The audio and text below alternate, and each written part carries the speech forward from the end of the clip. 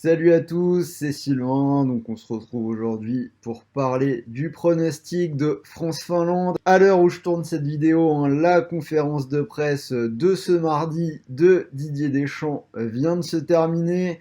Donc trêve internationale de ce mois de novembre 2020. 3 matchs au programme pour l'équipe de France. Donc match amical contre la Finlande ce mercredi soir. Et on enchaînera avec 2 matchs de Ligue des Nations, donc le déplacement au Portugal de samedi et la réception de la Suède mardi prochain. Alors, regardons un petit peu les résultats. Donc une équipe de France qui reste invaincue depuis le déplacement en Turquie des qualifications de l'Euro, soit une série de 12 matchs sans défaite. Donc sur ces 12 matchs, 10 victoires et 2 nuls. On a 5 matchs depuis la reprise post-Covid, donc 4 victoires et un nul. Donc si on regarde les résultats, victoire 1-0 en Suède, 4-2 contre la Croatie dans un remake de la finale de la Coupe du Monde. Et le mois dernier, donc victoire avec du spectacle et des buts 7-1 contre une équipe décimée de l'Ukraine. Et derrière 0-0 contre le Portugal et victoire en Croatie 2-1. Alors, un petit mot quand même sur l'adversaire du jour, la Finlande, qui s'est qualifiée pour l'Euro 2020, qui est devenu l'Euro 2021, ou plus. Première qualification pour une grande compétition dans l'histoire du pays.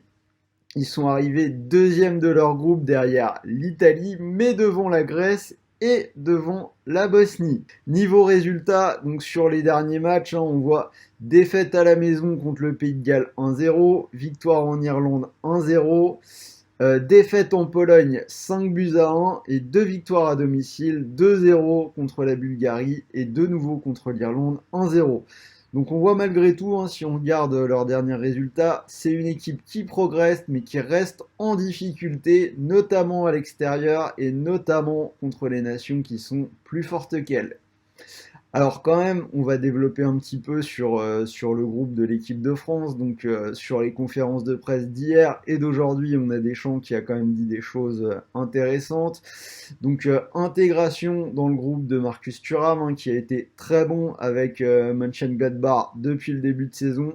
Donc Deschamps a clairement dit qu'il lui donnerait du temps de jeu. C'est de toute façon ce match contre la Finlande, c'est le moment pour lui encore de voir et de tester de nouvelles choses. Donc je pense qu'on pourrait très certainement le voir dans le match de demain soir. Alors pareil, niveau du groupe, donc on a eu l'histoire avec Aouar qui n'avait pas été appelé à la base.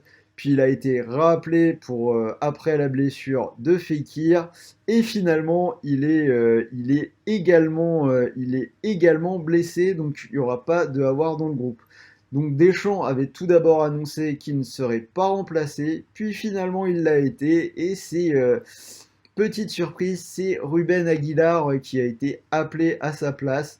Donc Deschamps voulait apparemment, d'après l'équipe de ce matin, appeler Ferland Mendy puis Bounassar, mais ils ont été tous les deux retenus par leur club. Donc c'est Ruben Aguilar à qui on a donné sa chance. Tout ceci n'est pas très bon signe en fait pour Benjamin Pavard qui apparemment a un souci physique. Donc quand on voit qu'il est remplacé, on peut penser qu'on le verra pas sur le terrain demain.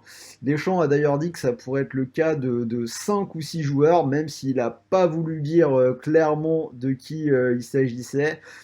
Mais après, il a quand même dit que tous ceux qui ne participaient pas à l'entraînement du jour ne seraient pas sur le terrain contre la Finlande. Enfin, tout ça pour dire que moi, j'ai quand même l'impression qu'il y a des places à prendre du côté des latéraux. Et notamment derrière Benjamin Pavard, puisque le titulaire habituel c'est Dubois et il n'est pas forcément non plus très bon. Donc je pense que de ce côté, il y a des joueurs à suivre et des places à prendre. Également, on a eu un mot sur Mbappé, gêné à une cuisse qui ne devrait logiquement pas débuter contre la Finlande, surtout avec les soucis de blessés en ce moment au PSG. Deschamps a clairement dit qu'il prendrait aucun risque de ce côté-là. Ce sera sûrement pareil du côté de Kipembe qui a un souci soucis au pied, donc on va pas enfoncer le PSG. Donc voilà un petit peu le bilan des conférences. On a Deschamps qui a également défendu Varane après sa prestation assez désastreuse contre Valence. Il a parlé un petit peu du mal-être de Pogba du côté de Man United, mais il a aussi dit quelque chose, il a dit que Pogba avait été durement touché par le Covid, donc mine de rien c'est intéressant, parce qu'on voit Pogba qui est quand même dans le dur physiquement, on sait qu'il a eu le Covid, mais on ne sait pas à quel point il a été touché, donc peut-être que ça s'est peut-être assez mal passé du côté de Pogba pour le Covid. Quelques mots sur Wesley Fofana, qui est très bon depuis qu'il est arrivé à Leicester, donc ce serait pas étonnant de le voir débarquer assez rapidement en équipe de France. C'est Mandanda qui a fait la conférence de presse, donc Deschamps a confirmé qu'il sera dans les buts de demain, et enfin, donc quelques petits mots sur la conférence d'hier. Il n'a pas confirmé son schéma de jeu, il a redit qu'il ne s'interdisait rien, que ce soit en début de match comme pour changer les choses en cours de match. On se rappelle que le mois dernier, il y avait eu des petits exercices avec notamment le 3-5-2 qu'on voyait un petit peu en découverte. Donc je pense que sur ce rassemblement-là, il va continuer peut-être avec de nouveaux schémas. À voir. En tout cas, donc clairement, ce match amical contre la Finlande n'est pas forcément le plus important de la semaine. Déjà que la Ligue des Nations, c'est une compétition de seconde zone. Là, on est carrément dans un match amical contre la Finlande. Donc, c'est clairement, même si il essaye de nous dire le contraire, pas forcément si important que ça. Alors, mes quelques paris, donc bien évidemment, je vais partir sur la victoire des Bleus, cote à 1,18, même si c'est pas très intéressant, c'est pas très bien coté, mais bon, a priori, les Bleus devraient quand même s'imposer. La victoire sans encaisser, c'est une cote à 1,55, donc on parle assez souvent du style défensif de Deschamps, donc ce sera déjà un petit test de pas encaisser de but contre la Finlande. Je suis parti sur un score exact multi-choix, donc à partir de cette hypothèse-là, donc logiquement 1-2 ou 3-0, cote 1,78. Et après ce que Deschamps a dit en conférence de presse, pourquoi pas tenter Marcus Thuram buteur pour sa première sélection, et c'est une cote à 2,49. Si vous voulez jouer la victoire de l'équipe de France, donc j'ai quand même rajouté un autre petit match pour en combiner, puisqu'il y a quand même d'autres matchs qui ont lieu ce mercredi, et j'ai choisi le match entre l'Allemagne et la République tchèque qui aura lieu à Leipzig, et mon pari sur ce match-là, ce sera les deux équipes marquent.